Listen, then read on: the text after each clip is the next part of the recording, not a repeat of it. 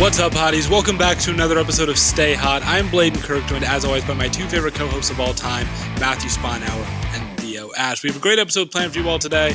We're going to talk about some of the NFL and NBA headlines with Donovan Mitchell supposedly going to be playing with the Knicks and Kyler Murray getting his big extension finally. Then we're, of course, going to predict the AFC South, which Theo and I swear that we've already done, but apparently we haven't. And then we're going to finish it off with a rank it. We're going to rank some logos today. But before we get into all of that, Matt, Theo, how are you guys doing today? Pretty good. Pretty good. You're the one doing something fun right now. You're at Rolling Loud. Well, I'm in Miami, and Rolling Loud happens to be in Miami, and I happen to have tickets. No, you went to Rolling, like that's... I happen to have tickets to Rolling Loud, I happen to be in Miami. That's not you're how real that casual works. about it too. That's badass. You bought tickets to Rolling Loud and you went to it. So how is it? Yeah, it's good. Were you the one? Did you throw shit at Kid Cudi? I did not. I feel really bad. Were for you Kid there? Cudi. Were you there? We did not. We were not. We didn't get to go to see Kid Cudi. The guys that I was really wanting to see, I got to see Gucci Mane, who I really was excited to see. Gucci Mane deserves some respect. Everyone's talking about like, oh, Kid Cudi got booed off the stage, and that's shitty. They cut off Gucci's set early, and I was like, not right. It's not right. It was like it was him and Takeoff, and they were killing it, and then they just like cut him off. It was whack. Who else have you seen? We saw. Oh shit! Now I'm blank. We saw. Ski Mask. Ski Mask had a great show. He did an omen to X and Juice WRLD, which was really cool. And like anytime someone was like, because people pass out at concerts and stuff. Anytime that happened, he would like stop his show and like make sure that person was okay and like taken care of before he would start again. So it was like he was really cool. Then we took a break. We didn't really watch the Uzi show, and then we started watching Future. And then we like ordered an Uber for 12:30, so we like left. But Future apparently kept playing until like 2 a.m. So, yeah. How many more days are you there? I'm watching. We're going today because Baby Keem and Kendrick are today, and it's the last day of Rolling Loud. But I'm here until Thursday, so I'll be home like Thursday. Gotcha. That's fun. Yeah. Sweet. Yeah. All I have heard is bad stuff about Rolling Loud on Twitter with like fake performers maybe and Kid Cudi leaving. And fake you're Kanye like, oh, West. they cut out Gucci Mane and yeah. Like I have not had any desire to go to Rolling Loud. that's it hasn't been. It hasn't. I would say it hasn't been bad. Okay, but like. I don't know. It depends on like what your idea of a concert is. If you're used to like rock concerts, you're not gonna get it, right? Because it's totally different. The way that like hip hop performers perform and like I don't know, Aerosmith or Carlos Santana will perform. It's like not the same. So you have shockingly. I have been to the only like hip hop concert I've ever been to, or rap concert was Freddie Gibbs a couple weeks ago. So I would expect it to be like that. Than but the then Billy there's Joel also concert I've attended. But like I feel like Freddie Gibbs, I don't know how he performs, but like I feel like he would be someone to have like a live band with him, because I know a lot of people do. Okay. I know there are some times where like Kendrick's performed with a live band, or like I've seen Pusha T perform with a live band. Yeah. And like SNL, I don't think that many rappers tour with a live band, not tour, but I could be like, wrong. They're like in some like a singular show they might, but not on a tour. They would never, because it's too expensive to hire a live band, and it's too much. Yeah, and it's just hard to like rap drums are not like set drums, so it's just hard to perform their stuff with a live band. But that's our boots on the ground report from Rolling Loud, our music reporter. I'm moving out of my apartment in a week, so that's why all my shit is off my walls. And there's just my Joy Division poster I have not tackled yet. And then I've got last thing. my dirty projector's like sheet of paper, not even a poster, that's like half stuck to the wall because I don't want to peel all the paint off, and the command strips are tricky. But it's a daunting task moving out. Like I was like, I don't have that much stuff. And then I like start to pack it up. I'm like, oh yeah, that stand that the TV is on is like a whole thing that I didn't think about. And like all my shoes in the rack that my shoes are on. I'm like, oh yeah, it's not just my shoes. Each one. It's brutal. I got to take all of them. Yeah. And unpacking is I hate moving so much, dude. It's I'm not looking forward to it. It's the worst. Are you going to have like help like moving out though? Like, is your family coming to help you? Or are you just no? They live like 3,000 miles away. I live a long ways away. This is not Columbus versus. Oh wait, because you're moving to Flagstaff. You're not moving back to town. I'm not moving back to my. No, I'm not moving back to town. I'm moving somewhere that no one in my family has like ever been to. So yeah, they're not helping me out. It's gonna be fun. It's gonna be a little adventure. It'll be a little adventure, but yeah, say goodbye to the background while you still can. That has been the backdrop to many a happy video in its day, but it's coming to an end here. It's coming to an end here. All good things must come to an end. It's a new era for Stay Hot. I got Miami behind me. Theo's going to be moving to Flagstaff. But Blaiden, Miami is always behind you. No, not that Miami. But it's Miami of Ohio most of the joke explained. Hey, Blaiden is from Miami of Ohio. I'm not from I'm Here's from why Columbus, this is fun. And I go to school in Miami. Here's why this is funny. You see, Blaiden said Miami is behind him. BTS, the joke. The meme. What's the meme explained.com. Know your meme. Blaiden is known as Lemon Boy because one time, he said lemon. A year ago, he said lemon ice cream was good. Anyway, but yes, Donovan Mitchell is going to be a Knick. It's a guarantee. Well, I guarantee that was I saw reports like he was trending. Donovan Mitchell to the Knicks was trending, and it was all like just like icy Knicks season 420 like reporting it, and it was like, you know, Pepe the Frog jazz people like talking about it. I'm like, where is Woj on this? Where is Shams on this? Or Shams? I don't know how to pronounce it, but like it was like people were acting on my timeline like it was being confirmed, and I never saw it be confirmed. I mean, it has been confirmed. I fear, like, just not by by whom? By whom? Well, the thing about the Donovan Mitchell stuff is just like nobody can beat their offer.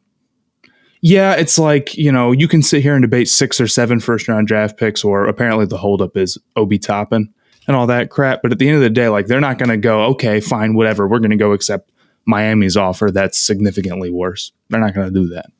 Yeah. Almost certainly.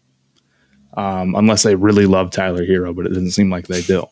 So I think that there's really no rush if you're the Jazz. Like, you're not going to be good this year. Who cares? If it goes into the season, who cares? You know, right. Mitchell's young. You're not in a rush. So kind of like the KD trade and the Kyrie stuff. These teams take a while to negotiate and that things. But I really think the Knicks are going to end up landing them. Speaking of KD, he's on TikTok now, which he does not know how to work it, apparently. Do you think that he just made that account, or do you think he's had it and he just like immediately posted that, or do you think he's been watching from afar from that account for a while and like accidentally revealed himself? I think he watches all my videos, if that's what you're asking. Yes, I think he's been stalking my account. Facts. I don't know with KD. What I thought was funny about that is like, why did every basketball Twitter account feel the need to repost that video? That thing gets posted, and then all of a sudden I go on my Twitter and it's like ESPN, Bleacher Report. Kevin Durant made a TikTok. I don't think he knows how it works. And then like the laughing emoji. There's like 7 posts of that exact thing. Well, I mean, you think about like... There's not much basketball news right now, man. There's not much football. There's not much basketball. I went to a bar this week and they were playing to do? Canadian football. They were playing Canadian football? Who was on? I have no idea. Was it the Argonauts? This dude Theo knows Canadian football teams. I can name the Argonauts and I can name the Alouettes, I think. But I think that's about it. Every as far bar as that. or But restaurant that I've gone to in Miami has had soccer on. Every single one. Yeah, that's common. But I think I want KD to start stitching videos, and I want KD to start duetting videos. And in the same way that he calls people out on Twitter, I need to see like him calling people emotional and saying they don't know ball and asking them to elaborate what they mean. I need like the KD stitch and just him saying like, what do you mean by that? And it's like on Nico or one day he's going to stitch Chilltown Hoops and it's going to be the Battle of the Titans. That's where I'm at. I'm like, that's where I see this going, is like, it's going to be KD duetting Chilltown Hoops, calling him and KD's going to be calling him like emotional or something. And I like that like the shark. I say his Twitter, but like it's more likely that we get noticed on TikTok probably. So I would like to start doing it like Kevin Durant and get a bunch of views. I agree. I'm going to call Kevin Durant trash on TikTok just so that it's got to be a little bit more genuine than that, though. It's got to be like really specific. You know, if you want to. Yeah, I'll figure something out. I'm going to say like his jumper's broke, or that like any decent big could just totally fuck him in the post. Maybe. I would say something like, you got to be like, the Celtics shut him down and then he ran from the grind. You got to like say something like that. You've got to say the Celtics, you got to say something about his leadership. You've got to, I don't know what to like him on, but I hope that he starts just like stitching kids on TikTok. I think that would be so funny, especially if they're young. Like it's some like 12-year-old being like, here's why Curry deserved all his finals MVPs, even when KD was there. And then shows like the screenshot of KD like single covered and Curry like quadruple covered. We all know the one. And I want KD to like stitch that kid and just be like, shut up, you're 4 years old, kid. And he's just like picking on 8th graders. That's what I want to see from KD. If you had that killer instinct, KD, if you're really a killer, you'll start stitching like high school. KD, if you're really a killer, you'll stitch a Stay Hot TikTok. Yes. You'll come on the show, KD. You'll come on the show. Kevin Durant, come on, stay hot. Say hi. No, but Donovan Mitchell, he's going to, like, yeah, you're right. No one's going to beat that offer. I don't know. That's what I think. I believe it. I also think that when, like, you have those reports, not from Woj and Shams, it's like they probably heard that from somebody inside the organization. And that's all that means. Doesn't mean that it's true. Doesn't mean that it's going to happen. Just means that somebody inside the organization told them, hey, blah, blah, blah. And a lot of times that'll be like stuff that isn't true just to try to negotiate. And there could also be some truth to that. Like there could still maybe they are trying to get a better offer from Miami. I'm not saying it's not true. I'm saying that it could, like, this is how these reporters get themselves messed up, is that they always report it's like, this is fact. Like, this is for sure something that's going to happen. And they probably, like, I'm sure when guys do that, they didn't just, like, make it up out of thin air. But yes, they're not staking their reputation. They're not staking their reputation off something they literally, like, it came to me in a dream, right? I remember the Falcons guy who was, like, betting his account that Deshaun Watson was going to be a Falcon. And then it didn't happen, right? That doesn't mean that he lied, I think, even though he was just got bad info. He just got info, and, like, the Falcons were probably, like, very close to trading for Watson. And then the Browns, like, were like, we'll fully guarantee your whole thing. So it's like, until it actually happens. The Browns were reportedly, like, out of the deal entirely. Like, they were supposed all to those things are happening, but that doesn't mean the end game, nothing's going to change in the end game. But I usually do, unless it's like blatantly false from like Ballsack Sports or something, or, you know, some troll who's just like clearly baiting. But like anytime any reporter, even if it's not Woj or Shams, like says anything, I'm inclined to believe that there's some smoke there, like for some reason, and you've kind of got to sort it out. But I do not believe that sports journalists, or really most journalists, just like sit at their computer and just write a complete work of fiction, right? And a lot of people think they're just like lying for likes or views. They might be jumping the gun for likes or views, but they're not lying. That's where I'm at. So I think listen to the song on my album called "Don't Jump the Gun." Don't jump the gun. That bass line should be playing in their head.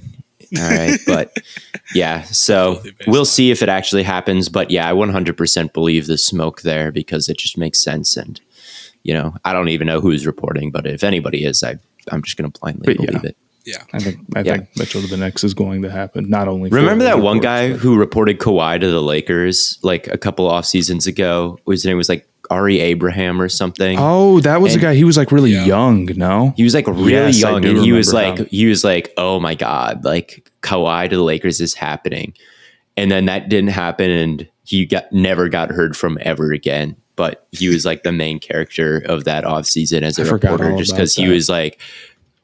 Yeah, that's another one where I always think of where I'm like, I'm sure the Lakers were interested in Kawhi Leonard. I'm sure they were making moves to try to get him. And I'm sure like people like to share information, right? If I knew something, I'd be dying to tell somebody, right? If I knew that the Packers wanted to like trade for like, a deal for Julio Jones is in the works. And I knew that. And I knew they were working on that. I'd be like, guys, I'm an insider. I know that like I'd be dying to tell people. And I think that's just how people work. So I'm going to lie and say that like the Browns are looking to trade Deshaun Watson. Well, he already lied and said that Clint Capella was going to the Bulls and that didn't end up happening. It would be funny if it did happen. Yeah, it hasn't happened yet. It hasn't happened yet. Yeah, speaking of smoke though, like there was a point in time where Kyler Murray was, amid like trade talks. Oh, the Cardinals aren't going to keep him.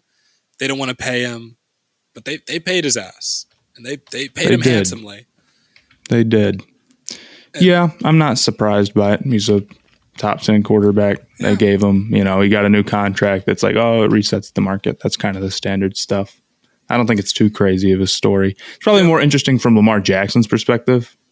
Waiting to pay Lamar will almost certainly not pay off in any fashion for the Ravens.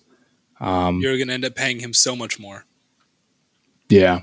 So the longer you wait to do this, the more it's going to be. It's funny, though. It makes the Mahomes contract look amazing. That contract looks awesome right now, doesn't it? And it's probably going to keep looking better for the rest of the... The only difference is like the Mahomes contract is for a decade and no other contract is even nearly that. Like, who cares? The Rodgers deal is 3 years? How far into that contract is the money guaranteed? I think it's a lot of it. But the only way that contract could age poorly is if Mahomes like sucked next year and you're like, we're locked into him for 7 more years as opposed to 1. But Mahomes isn't going to suck next year. Look, Kyler has fallen off in the last half of the season, basically every year. And I think like from an EPA perspective, like total passing EPA in their career, it's not far off from where Baker is right now. So there's definitely things to point to be like, can you win the Super Bowl with Kyler Murray? I think, but like what he was doing the first half of last year and like just the big plays that he was able to create. And like he had them at 7-0 with, a coaching staff and an offensive line and even a receiving core that is like not quite the tops of the league. And a defense. Right. Their defense was kind of playing nice at that point. Yeah. And I think there's more than just him. I think like Kingsbury, who is quite literally since going back to college, like always been figured out in the back half of the year and the defense isn't that talented. So like, it's just hard to sustain, like not just Kyler, like all aspects of that team is kind of hard to sustain, like from week 1 to week 18.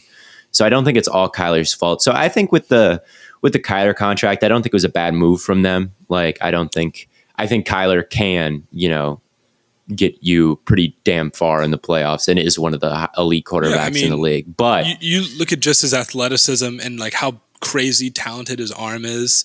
It's like what is your option to like replace that? It's like, he's like a little Russ. He reminds me of Russ, right? Like he's like a little Russ. We keep saying that he can create those big plays at a really high clip, and I think he'll be able to continue to do that going forward. But I would say this: if they couldn't really win anything of value with Kyler on a rookie deal, like I don't think Keim and Kingsbury are putting together a team that can win with Kyler on an expensive deal. So I don't really think much will come of the Cardinals in the Kyler Murray, Kingsbury, Keim era, and they just all signed extensions.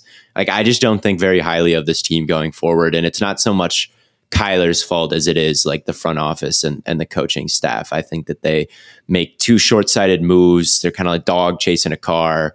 like in the front office, like just kind of filling gaps as they pop up without much forethought. So that's where I'm at with this is like, I just like as a collective, all the big pieces in the building go, like, I just don't think the whole collective is good enough to win a Super Bowl. Coaching, front office, and then quarterback is the least of my worries when it comes to those three.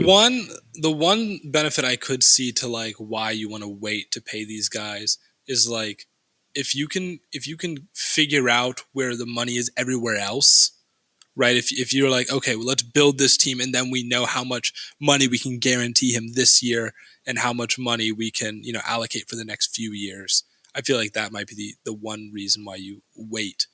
But I don't know. I do think like there was the concern of like, oh, is every quarterback now going to get fully guaranteed deals after Watson? And now Kyler doesn't get that. So I am interested to see what Lamar gets now because I don't think it'll be a fully guaranteed deal, but it's definitely going to be a fuck ton. No, I'm sure every other... Okay, go ahead. I was just saying, I think a fully guaranteed deal is going to be seen more as like a classic Browns move more than standard. Yep. I'm sure every other owner and GM in the league was extremely relieved to see Kyler Murray's contract because that makes Deshaun more of an outlier and they're not going to have to pay their franchise guy.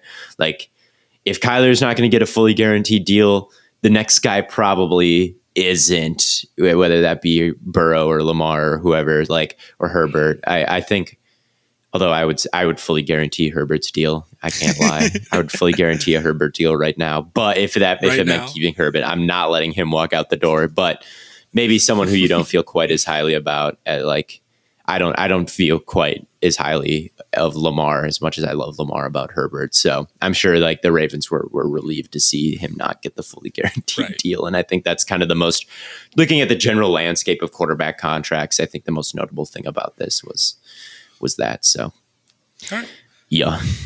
Let's talk about the AFC South because apparently we haven't talked about it. Apparently we haven't. So if this is our second time predicting the AFC South, don't blame me. But we'll just start at the bottom.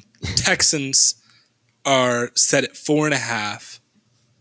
Do we think that's right? Yeah. I don't think they're going to be amazing. I think that they... I would agree. Davis Mills is maybe a hair overrated at this point. He's like cool, but he's gone from like nice young prospect that maybe people are a little overexcited about him. But that's not too bad. I like some of their additions, but I think they're still a pretty incomplete team. I'm not particularly moved by their receivers. Their offensive line should be pretty good. Their running backs are all right. I don't see that offense as a huge plus, though. And I think defensively they still have some holes. So, yeah, 4.5. If they get 5, I wouldn't be shocked. Yeah, I think I'm struggling to pick an absolute bottom feeder this year. I guess that's kind of where I'm at with all of these teams. I thought like we were looking year, at like the Bears and Falcons. We are, but like I'm trying to think of what's a team that's going to win like 1 or 2 games this year. I think there's always the Bears and the Falcons. Yeah, I guess the Bears' schedule was a little easier than I expected, though, and they won 6 last year with probably a worse coaching staff. So even then, I was like, I don't know if I feel like the Texans, where they're going to win 0 games, or last year, famously, I thought the Bengals could be a complete disaster, and I thought they would really be a bottom feeder with that offensive line, and Burrow maybe not quite being the same coming off that knee injury and Jamar Chase dropping everything and whatnot. But it was, that didn't happen this year. I guess maybe that scared me into saying some team is going to be quite that bad. But the Texans, I think, could be one. Like, yeah, but I don't know. They're look at their front seven. I'm looking at their depth chart right now. It's not awesome. I didn't even remember that they signed Jerry Hughes. Okay, I mean he's decent. He was top 32 in the league. He's like 37. He's like 30. Did they also sign Mario Addison, Panthers legend? He's third all time in Panthers career sacks, by the way. But he's like 35. Those guys are ancient. Yeah. Rasheem Green from Seattle has some promise, I think. I think he's got some promise. He had 6.5 sacks last year. They've got Kirksey. It's like they've got Reeves Nathan. Right. They got Christian Kirksey, baby. Christian Kirksey, man, Cleveland Browns legend. Everywhere, man. Yeah, after he got hurt, he got hurt a ton in Cleveland, and then he just was never the same. I mean, I like Petrie. I like Singletary, obviously, too. Like, pretty solid pickups for the secondary. So you can see a way where that secondary isn't too bad. But, dude, I don't know, man.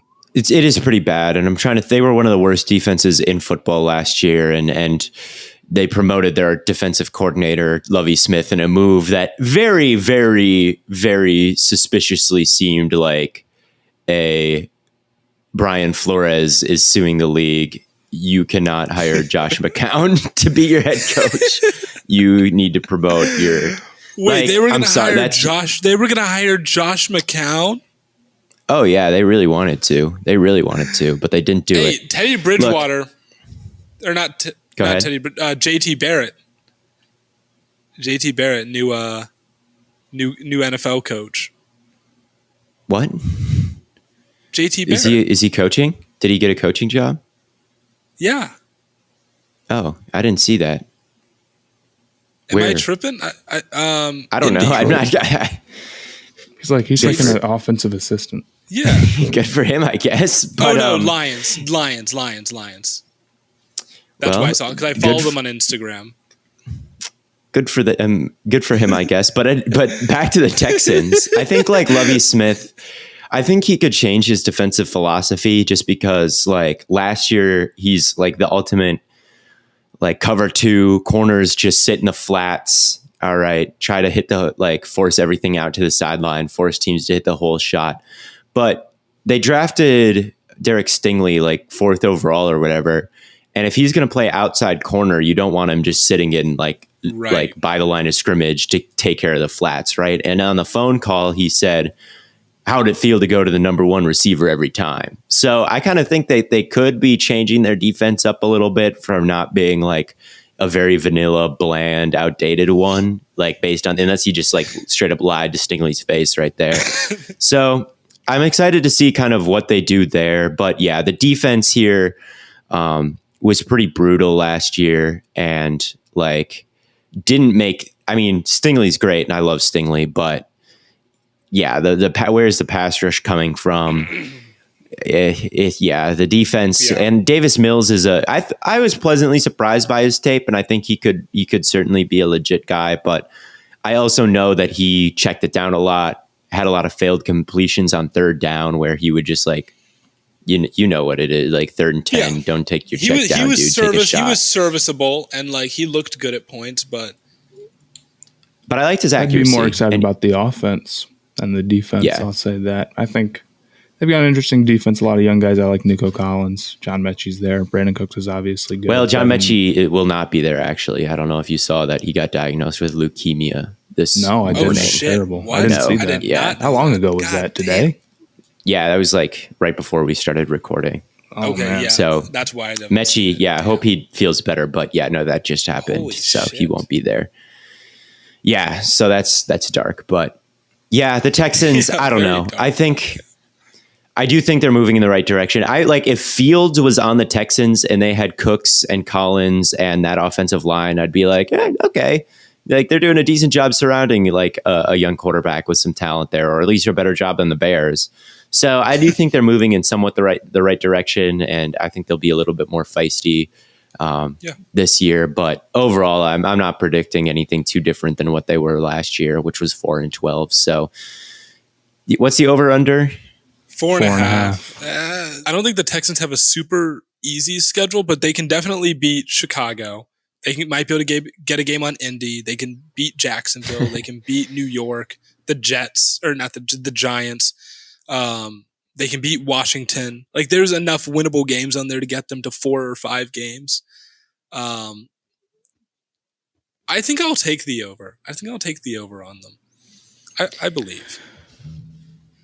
I think when you stack up all the rosters from top to bottom, I think the Texans might be bottom 3 or 4 to me still, just because I just don't love that defense. And it's just hard for me. Like, I think And I'm just in a weird spot where I'm like, I want to predict them because I do think they got better than last year. I think they're better than last year, and they won 4 games last year. So they'll win more than 4 this year, right? But at the same time, I know that if they're going to be a bottom 4 roster, and I think they are, usually bottom 4 rosters don't win 5 games. That's usually so I don't know what I would bet for them. I guess I'll take maybe the under. I think that they had a good off season, but it still probably hasn't translated them being significantly better yet. Fair enough. I don't know. I'm gonna put my faith in the Houston Texans, even though it's probably misplaced for a lot of reasons. But moving on to Jacksonville, I can't read this from here. I think it's 6.5. Is there? Wow. Man, okay. That's pretty high. I was about to say it seems really high for me, but I mean, if Trevor Lawrence is as good as you've built him to be, Theo, then they should have no problem reaching 6.5. Yeah, and I would even bet the over here. I have no idea. Six would be right. I think I'd be pretty happy with a 6-win season if I was a Jaguars fan. I do think the marriage between Lawrence and Doug Peterson is going to be a good one. I think that Doug Peterson is a real football coach. I mean, he won a Super Bowl. He is someone who I don't even think he was going to be fired from Philadelphia. I think he just kind of got sick of that situation and left on his own. There was a lot of discontinuity with ownership in him. Ownership in him, where certainly there won't be any of that in Jacksonville, but I don't even think he had a season. He was it was not a very well coached team in Philadelphia that last year. So hopefully we get a little bit more of a refreshed version of him. But I've seen Mike McCarthy, who I still don't think is a great coach, leave a situation where he was clearly pretty cooked in Green Bay, and then take Dallas to some of the best seasons I've seen, in the 2000s. I've seen Andy Reid wear out his welcome in Philadelphia and go to the Chiefs and cement himself as a Hall of Fame head coach. And I've seen from a coordinator perspective, Dan Quinn go from Atlanta to Dallas and build again, Dallas taking a retread coach. And I would have been fine hiring Dan Quinn as a head coach somewhere this year. But no one likes hiring retreads anymore. And I think that they get kind of a bad rap, they failed somewhere else, they can't succeed here. But I think Doug Peterson, I think we're going to be reminded that Doug Peterson, and I think he's going to find a little bit of a life in Jacksonville, because with Etienne and James Robinson and Lawrence, you could do worse. And you've got a hypothetical pass rushing duo of Trayvon Walker and Josh Allen, which, could be worse, I suppose. They drafted Devin. Josh Allen's not bad. Trayvon Walker, I would probably try to kick him inside a little bit more than outside, but I mean, he's the number 1 overall pick. I would have probably picked him more at number 12 if I was the Vikings, but still, I mean, he's a talented player. Even a top 15 pick, right? So. Should have expectations. So we'll see about him. But I guess there's a world where the pass rush is decent, and I think that Tyson Campbell kind of came on strong at the end of the year last year. Andre Sisco, he's someone that you should have. He's crazy athletic with a high ceiling, so he's someone that you should have hope for. Walker Little, the left tackle, he's someone that you should have some hope for. Fatukasi from the Jets. He is a good space eater, one of the best, maybe the best run defender in the league. They added him. I liked that move. So I think they could field a pretty competitive team with half decent coaching, and I think they're going to get half decent coaching, and I think they could threaten to finish maybe second in this division. This roster wasn't that bad. This roster wasn't that bad last year, and their coaching was just so sleeper. Bad that they dragged. That they just dragged them down. So I agree with you. I like Doug Peterson as a coach. Everyone talks about what he did for Carson Wentz, and how impressive that was. Especially now, you see just how bad Carson Wentz can be. Towards the beginning, and then it kind of fell off. But I think Lawrence is a little Wentzy too. I think if I were to design if I were to compare Wentz to another quarterback, I think I would say like Wentz. And obviously you hope with Lawrence, you can get 2017 Wentz all the time. But if I were to say to you guys, I guess, do you think I'm crazy if I were to say like 6 or 7 or 8 wins for the Jaguars, or are you guys I'm maybe not as moved by them. I definitely see the vision to them getting like 7 wins. It's far from out of the picture, and it doesn't seem like their schedule is too impossible. No. But I would say that like the receivers are really rough still. And you're asking, I mean, Lawrence is like, you need to make the leap with receivers that are a little mid, and their offensive line's a little bit better. So like maybe it'll work out. Maybe Doug Peterson. It's like Marvin Jones can be all right and Christian Kirk can be all right. It's not like they just have like total scrubs across the board or anything. But it's gonna be like Trevor in the passing game. Trevor Lawrence is the one who needs to go out and win, and he was not that strong last year. It's tough to judge because he was in such a bad situation. The worst situation I have ever seen, I would say. Right. It's like you say that about every young quarterback, but with Lawrence, it's like, dude, it's a valid excuse. You couldn't have asked him to do like anything at all. Yeah, because Zach Wilson was in a bad situation. Zach Wilson was in a really bad situation, but like Saleh is like a real head coach, you know, yes. And Mike, like Lawrence was functioning without a head, like he was basically functioning with a head coach that was like actively sabotaging his own team. And it's like, you can be a dumb coach, you can be a bad coach, you can have bad players, you can have bad whatever. To be a coach that would literally lost the respect of the locker room like instantly, and then was just like mean and didn't know the players and like couldn't call the plays, like get a like it was just it was sabotage. So like it was the worst situation I've ever seen. I think like just getting rid of Urban Meyer can like double their win total. I think they legit would have been better off with no head coach. I'll say they get to 7. 7? I'll say they do it. They do it. Yeah, they have a good amount of defensive talent.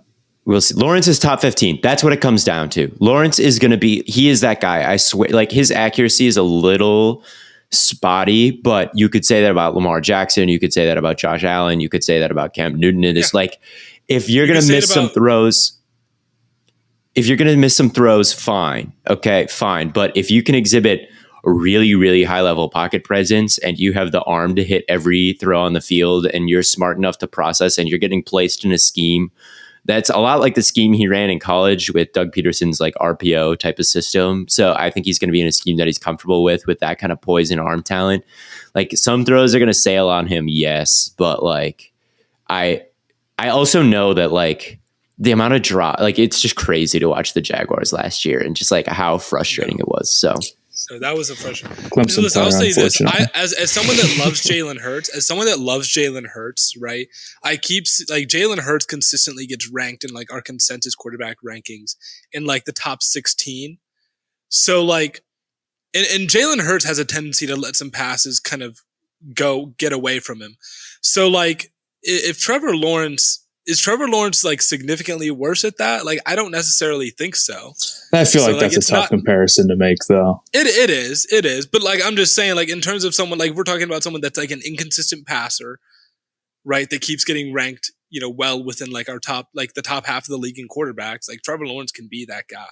Yes, he can be better than Jalen Hurts. Yes, he can. And I think he is right now. I think if you put Jalen Hurts in that Jaguars offense, you would see a very similar result. It is then not a lot of passing touchdowns. So I mean, I think that's where I'm most quarterbats in Jacksonville, right. You're getting a pretty bad result. Right.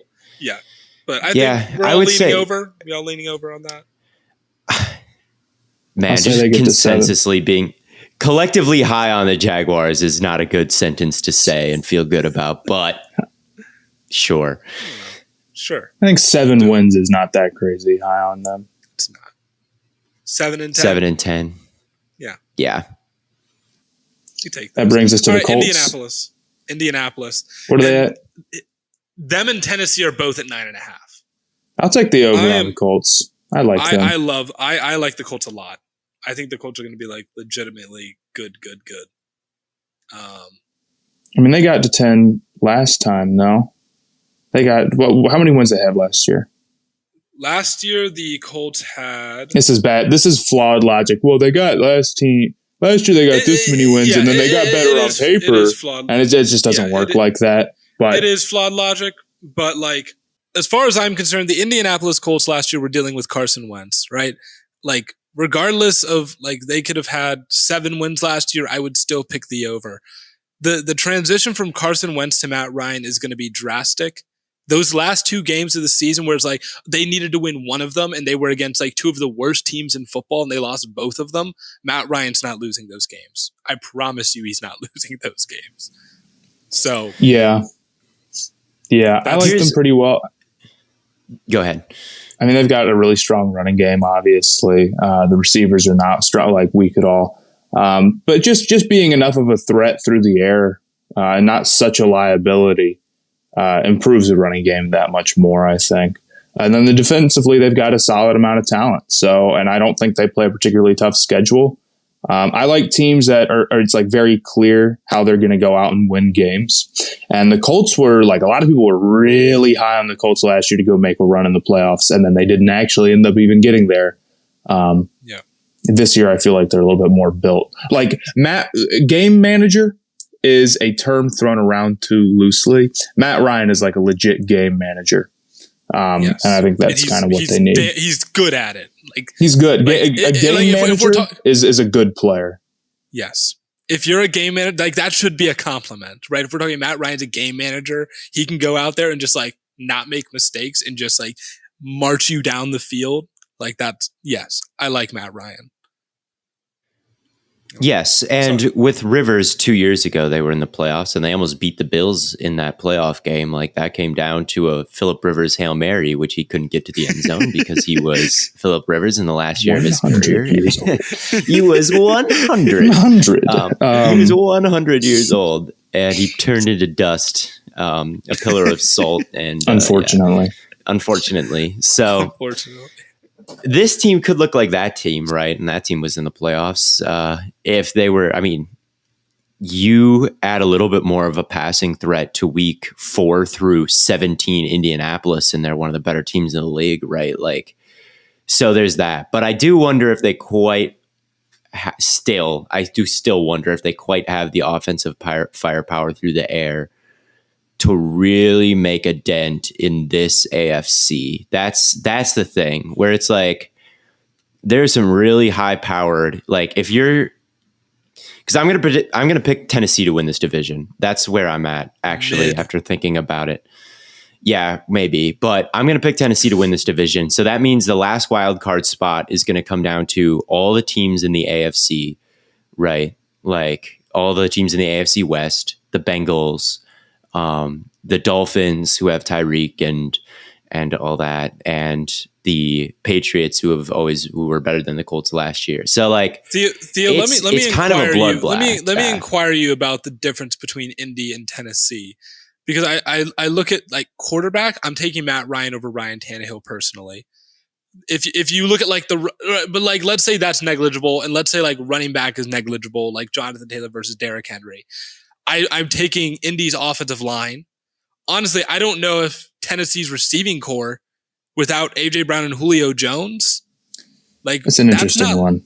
It's an interesting receiving core. Like their defense last year, I thought Treylon and Robert Woods. I don't think. Here's my thing. I think Treylon Burks is going to be good right away.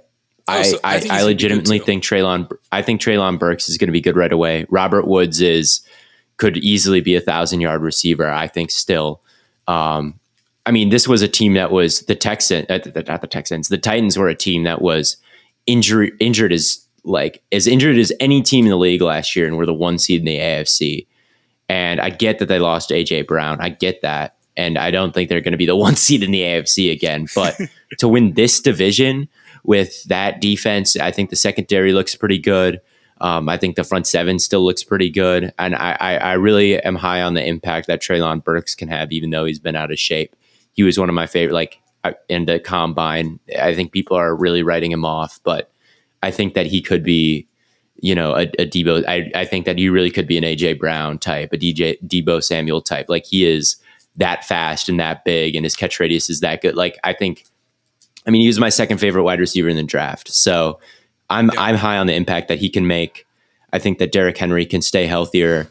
And I think that Ryan Tannehill, I mean, if last year they could win all those games, I think they can win the division this year when they will almost certainly be a healthier team than they were last year. So I think the Titans are going to win that division. And then if the Colts aren't going to do that, but I guess the question isn't, are they going to make the playoffs? It's, are they going to win 9 games? And they'll be around there. But I don't know. Maybe I'll take the under here. I think they can win. I think they could win 11 or 12. Matt, you had a dream about what?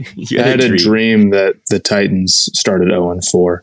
So, that bode. Wow. I mean, like unironically, it came to me in a dream. What are their first 4 games? New York Giants, Buffalo Bills, Las Vegas Raiders, Indianapolis Colts. They could start off 0-4. If they drop that Giants game, it's over for them. If they start 0-4, it's a must win. It's a must win. And I particularly remember seeing Treylon Burks drop an easy touchdown over the middle. It was like an 8-yard pass. So I can't agree with any of this. This was literally last night, though. Wow. Okay. It was a funny way to wake up, but no, Matt, I agree. And I did not have the same dream. No, probably not. That'd be awfully specific. But yeah, no, I agree. I think that both of them will hit the over with around 10 wins. Now I'm predicting too many overs possibly, but I actually like the Colts a little bit better. Okay. I do not disagree with being high on the Colts, but I think that collectively, I think people are a little bit too low on the Titans. And I was low on the Titans last year. I think if there was a year for the Titans to suck, it could have been last year. But after like the safety duo was so good and after Jeffrey Simmons was so good, like I still think that defense, like now I'm higher on the defense. You've got Caleb Farley coming back from missing the entire year, who could be a big difference maker. I mean, we talk about JC Horn as someone who's going to step in and be like immediately good, but like no one even probably remembers who Caleb Farley even is, you know? So I remember who Caleb I was hating on Caleb Farley coming out of the draft because he was like a receiver turned corner. Yeah. Yeah. People like he's definitely at risk of becoming a bust more than I think JC Horn is. But like there's one cornerback out there who missed most of last season that everybody is like very high on, and they'll be like, he'll just come in and be really good right away. And I don't necessarily think that's like a horrible take because he was pretty good last year, but like, I never hear anybody talk about Caleb Farley like that. And I don't know. I like Henry. I like Burks. I like Woods.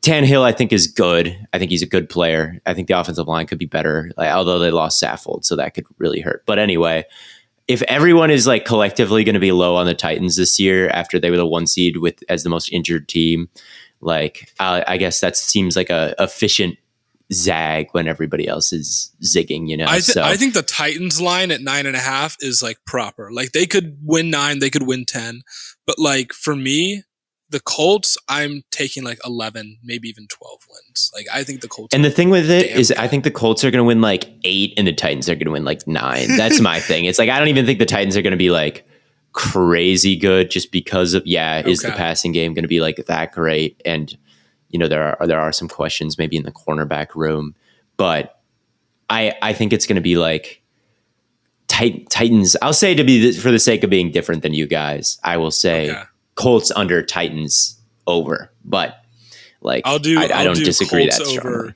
I'll do Colts over. I'll do Titans. I don't want to say under, but like 9 would be under. So I guess I pick the under there. I don't know. I'm just like, bro, the Colts are, I'm telling you, the Colts are going to be nice. They're going to win 11. It wouldn't surprise me. It wouldn't surprise me. I just don't know if they have I mean, Taylor's great, but is he going to have the season he had last year after all those carries? Because but history would suggest that's probably where you not. get Nyheim Hines involved. As opposed to Fountain of Youth, Derrick Henry. Derrick Henry coming off of a foot injury. And yeah, I guess you're right. I guess you're right. I think I guess I would say, I don't know. I guess I don't know. But the Titans to me just seem like they're kind of coming from a little bit of a better spot at the top. And they do have the reigning coach of the year. So big time. Yeah, we'll see. That does matter a we'll lot see. too. So yeah, that's our AFC South right there. Matt, did you pick an over under for them? I'm going to say slightly over on both. Slightly over on both. Okay. Ooh. Okay. Fair enough. So that brings us to the Rank It. And if you want to be involved with the Rank It, we just ask in the chalkboard for you guys to give us stuff to rank. And, as per what the rules are of Rank It, we rank it. And today we're ranking logos. Doesn't have I to thought it was just going to be. I thought it was just going to be sports logos, but I guess you guys want to rank like maybe Exxon or something. What non-sports logo came to mind for you guys? Like, I don't understand. Nike. Okay. Adidas. All right, okay. What even other logos are there? Look, all I gotta say is all my logos. Like notorious. I don't know if you've ever taken like a design class, but like Apple does have a nice logo. Any sort of like UX or like UI design, Apple is like the foundation. Like they are like the gold standard of design. All right. Well, I was just going to go sports logos, seeing as this isn't a technology podcast. But what do I know? Well, what do you got? No, it's just my top logos in sports are the Detroit Red Wings. The Detroit Red Wings are up there. I like the St. Louis Cardinals with the birds on the baseball bat. I like the Vancouver Canucks from the NHL.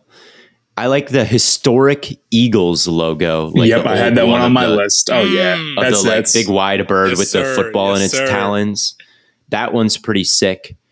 And I haven't gone with any basketball logos, but none particularly stand. I'll go with maybe the Bulls logo from basketball. I think that one's pretty iconic as well.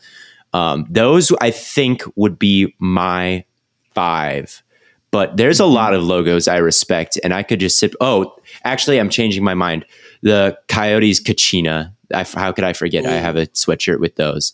So I guess I'll take out the Bulls and say the Coyotes Kachina. So that's 3 NHL, but I really like NHL's kind of logos and brandings and sweaters and whatnot. So those would be my top 5. Pick any soccer teams with like a crest. A crest. Well, all the teams that I listed are not early 2000s clip art style. I like that's kind of my thing. Like I didn't pick who's a team like with a very cartoony logo, like the Louisville Cardinal, I think looks like clip art. The best soccer crests, like I don't know enough about, I haven't like studied them in detail, but I would say there are definitely some soccer crests that I like a lot. I would say my favorite soccer team, Frankfurt, has got this sick crest with like a black eagle on it. But I don't know if I would list it as above any of these other ones, but as long as it's not like clip art. There's one specific style of logo that is like, I think looks like clip art to me.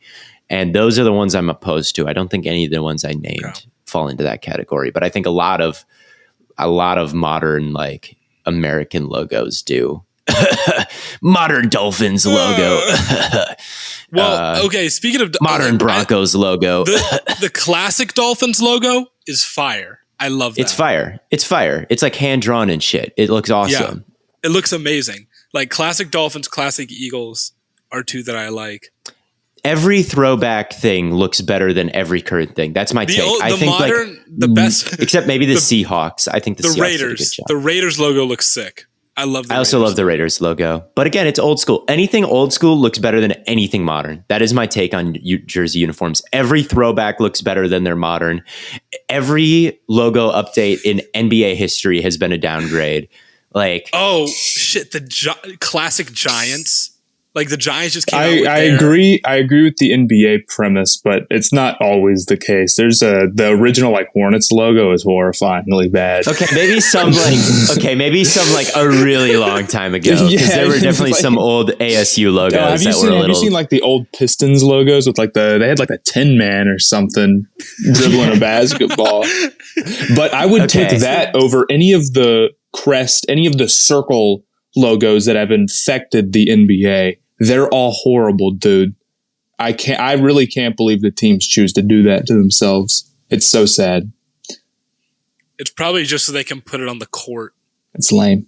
You can put anything on the court. I know. I think here's the thing about modern design. I literally think that instead of doing what actually looks cool, I think people are making up something. They're like, we have to look modern. We have to look modern. And they're just like making up what modern, like it's simplistic and that's what looks clean. And like no one, I don't think like they are even like putting in the thought is like, does anybody like this? They're just like modern, updated equals clean. And I think they're looking at companies like Apple. I legitimately think like NBA is looking at like Apple and Microsoft who have updated their like logos to be like significantly more like basic, and they're being like, that's what modern looks like. But and then they like simplify the difference everything. With those things, and this is where like a sports team and like a business can't really coincide, is like Apple and Microsoft have to deal with like visibility and readability are like so prominent there. But like with a sports logo, your number one job is just to look cool. Well, looking sleek, like, yeah, if you're a tech company, that's one thing. Yeah. But even then, Apple's rainbow logo was cooler. They downgraded too. So I just hate the circle logos. I've got because at five, least yeah. Go ahead, Matt. Oh, I've got five, but 3 of them are my teams. So I'm horribly biased, but that's what are Ohio State Panthers and it's Ohio State and the Block O. I stand by that one. That's a good one. It's a good one. Then I have the Hurricanes alternate logo with the 2 flags on it. Okay. That's better than I thought you were going to say. Yeah. I thought you were going to say like Panthers. No, the Panthers logo I don't dislike, but no. I don't hate it, but it's a little bit clip arty in my opinion. I think it could be a little better. I think the older one was maybe a little bit better, but I kind of like it. And it's then fine. There's the like the South Carolina Gamecock is really sick. Yeah. That was an honorable mention for me. Yeah, I think it's so sick. Also, my honorable mention would be the Razorback from Arkansas. Ooh, that's I do like one. The hog. I like hog. The hog. That's just a funny logo to me. And the name, the Razorbacks. I think that's a solid name for a team. I think a lot of names are silly, but the Razorbacks, like that sounds pretty sick. That's tough. Then the other 2 I have was that vintage Eagles one. I had that one down. Mm-hmm. And then the vintage, I guess not really vintage, is not that old, but the Pistons horse and piston logo that they have on those teal jerseys. That's a very sick logo. Okay. All right. Respectable list, Matthew Sponhour. What do you got playing? Okay, so I had the Gamecocks as like an honorable mention. I love the Raiders logo. I love the classic Eagles logo, and I love the classic Dolphins logo. Like Marino, like that whole era is just Don Shula. You know what I'm talking about. And then I guess that's 3 because I wasn't thinking about the Eagles at the time. So I guess this is a top 6 then, because I have Nike as like number 3. And then Adidas is number 2. Adidas. I know, but I think Adidas logo is lame. I love the Adidas. No, not just like regular Adidas, like the originals, the Adidas Originals logo. I don't know what that is. With like, hold on, I'm gonna pull it up. The 3 stripes. Hold on. That's sick, dude. No, hold on. I'll give you the Nike logo. The 3 like the almost flower looking thing. Oh, you're pulling it up and turning the camera around. Oh, the flower? Yes. I don't like that logo. Sick. You don't like that logo? Nope. You're crazy. I don't. The Red Wings have a better logo than that. The Detroit Red Wings logo is clear. I like that logo. I like the Carolina Panthers logo better in my opinion. I'd rather see a Carolina Panthers. Here's the thing is like that's not a sports logo, so like the standard for what that logo is supposed to be is different. That's true. I'll give you the Nike logo. What's number 1? McDonald's? The Nike logos, it's Apple. It's the greatest logo of all time. It's the greatest logo of all time. Nope. It's the most recognizable. It's not even their best logo. Bro, the rainbow logo is the same logo, bro. Yeah, it's just a little bit. It has a little bit more character. Manchester City's logo with the fucking... Wait, no, I'm wrong. What team am I thinking of? the soccer crest that's just go with the like fucking crown, and it's like they all look unbelievably the same, extravagant. They do not all look the same. Are you kidding? They all look the same.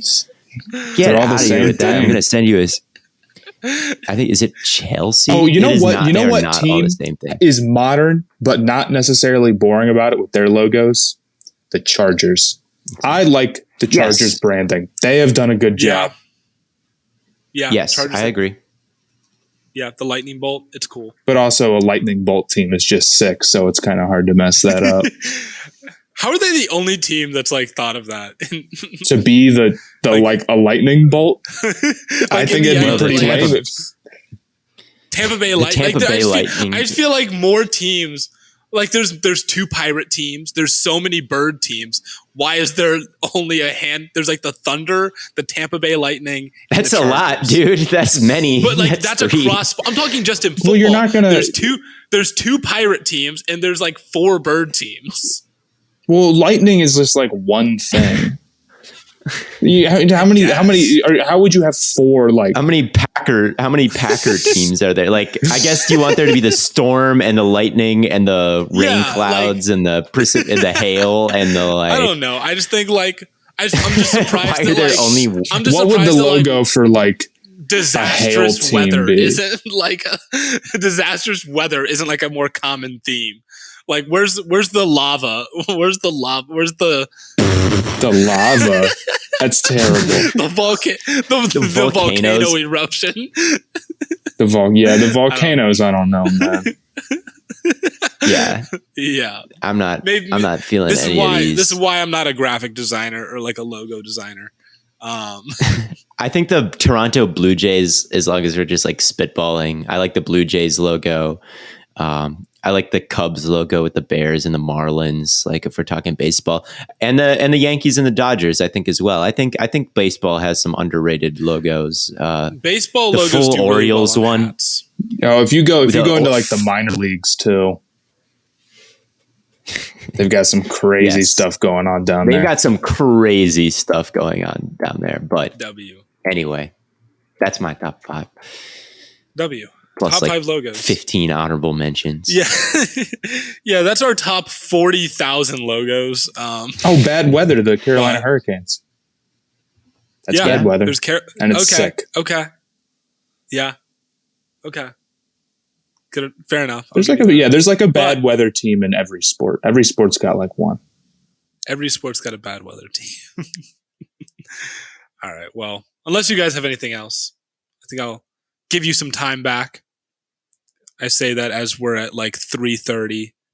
We started at 2. It was a tough recording, but it happens. It wouldn't be a Stay Hot podcast recording without technical difficulties. It's either like Matt's internet cuts out or like my mic. My internet does not cut out. Our recording software makes up that my internet cuts out, but my internet does not cut out. The software's just lying. Yes. Or like I'm like through like, what'd you call it? Like a lightning windstorm with my mic. Yeah, the static. But we power through it. Anyway, thank you so much for tuning into another episode of Stay Hot from As Corn always. Boy, Bird Boy, and Lemon Boy. We will catch you all on the flippity flop.